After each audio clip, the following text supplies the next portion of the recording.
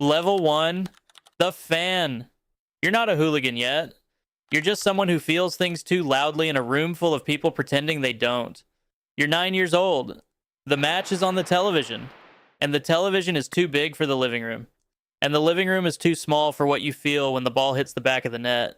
Everyone around you cheers for 3 seconds and sits back down. You don't sit back down. You don't know why. You just can't. The first time you go to an actual stadium, you're 11. Your uncle takes you. He thinks it's a nice afternoon out. He is very wrong about what this afternoon's going to do to you. You walk through the tunnel, and the pitch opens up in front of you, and something happens in your chest that you don't have a word for yet. The noise is physical. It hits you before you hear it.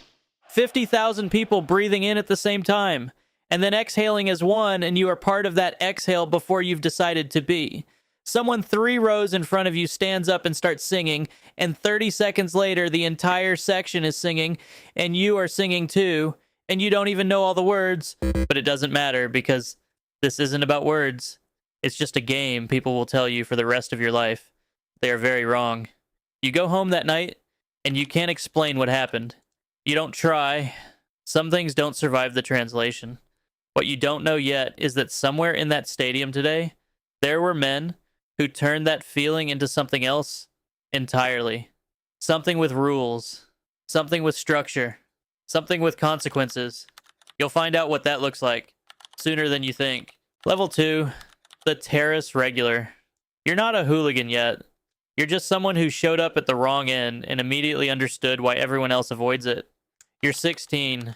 You know the songs. You know the players. You know the table and the fixtures and which referee has a personal vendetta against your club. What you don't know is how to stand in an away end with 200 men who are not here primarily for the football. You figure that out fast. There's a code operating in this section, and nobody explains it to you because nobody explains it to anyone. You either read it or you don't. You learn who stands where. You learn who you don't make eye contact with. You learn that the singing isn't just singing. It's communication. It's pressure. It's a message directed at the home end that has nothing to do with the lyrics. An older man in a shirt that has been through things stands next to you. He looks at you once. First away game?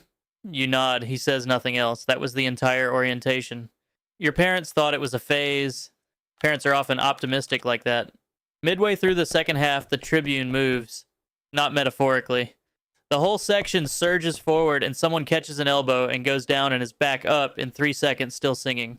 You watch that happen and something in you shifts. You don't look away. You don't step back. You drive home with your ears ringing and your hands still slightly shaking. You're already checking the next away fixture before you've left the car park.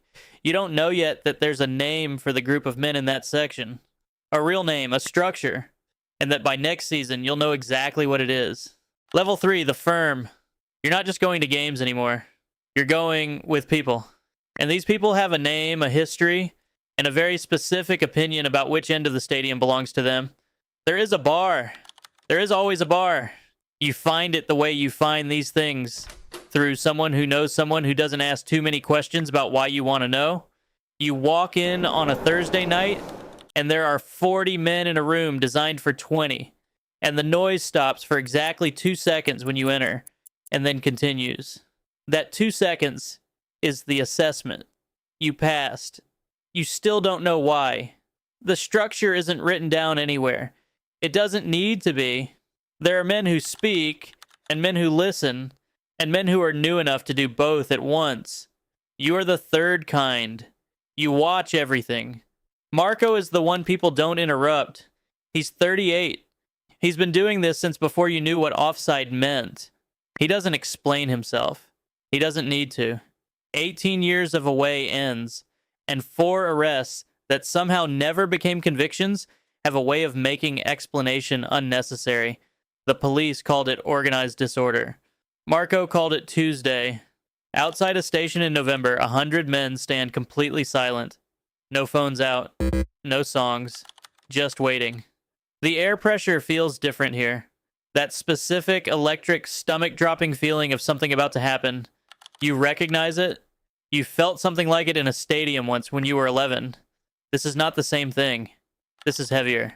Marco says one thing before it starts. He says, "The ones who scare me aren't the new ones. They're the ones who've stopped being scared." He looks at you when he says it. You nod like you understand. Next season, you'll understand. Level 4, the away army. You're not chasing your club anymore. You're chasing your country. The scale is different. The stakes feel different. The travel insurance form is definitely different. You're at an airport at 5 in the morning. In a city you Googled 3 weeks ago to confirm it had an airport. There are 300 men in the same colors moving through departures, like something that has its own weather system. The gate staff make a phone call before you've even reached the desk. You can't blame them. Following your club prepared you for a lot of things. It did not prepare you for this. Club loyalty has a ceiling. National identity doesn't. These men come from different cities, different firms, different rules. Some of them you would never stand next to at a club level. Here you stand next to them anyway. The country flattens everything. The travel insurance form asked you to describe the nature of your trip. You left that part blank. In a bar in a foreign city after a qualifier, 200 men watched the final whistle on a screen, mounted slightly too high on the wall. When it ends the right way, someone next to you starts crying. Not quietly. You start crying too. You don't know his name. You don't need to. You have a relationship and a job, and both of them are starting to ask questions you don't have good answers to. You know this. You book the next flights anyway. 6 months later, the World Cup draw happens. You watch it alone at midnight. You don't sleep until 4 in the morning. The group you've been drawn into has one team in it that you specifically did not want. You know exactly what that fixture is going to look like. What you don't know yet is that the fixture is the least dangerous part of what's coming. Level 5, the World Cup. You're not following football anymore. You're part of something that has its own gravity, its own logic, and absolutely no interest in the FIFA fan behavior guidelines. The city smells different. Every city at a World Cup smells different. Street food and smoke and something electric that has no name. 8 national groups in the same square kilometer. No shared language. One shared understanding of exactly what is at stake today. The Italian curva arrives in formation. The Brazilian torcida brings instruments you've never seen and somehow makes them loud enough to feel in your back teeth. The Polish firm moves through the street like weather. Everyone has their own code. Everyone respects everyone else's code just enough to avoid starting something before the match. The FIFA guide to fan behavior was 42 pages long. It had clearly never met anyone at this tournament. Inside the stadium for 40 minutes, your country sings one song. Not sections of it. All of it. 50,000 people who have never met, hitting the same note at the same time. You've felt things in stadiums before. This is not the same category of thing. Then the match goes wrong. Not the score, necessarily. Something else. The kind of wrong that has nothing to do with what's happening on the pitch and everything to do with what was already loaded into the afternoon before kickoff. After the final whistle, outside the stadium, something happens. You are present for it. You will not talk about the specifics later. Not in any conversation. Not on any platform. Not with anyone who wasn't there. One of the men from the firm spends that night in a cell in a city where he doesn't speak the language. You know his name. You don't call anyone. There are things this life costs that don't show up on any receipt. You won't understand the full bill until much later. Level 6, the Elder. You're not proving anything anymore. You've seen too much for that.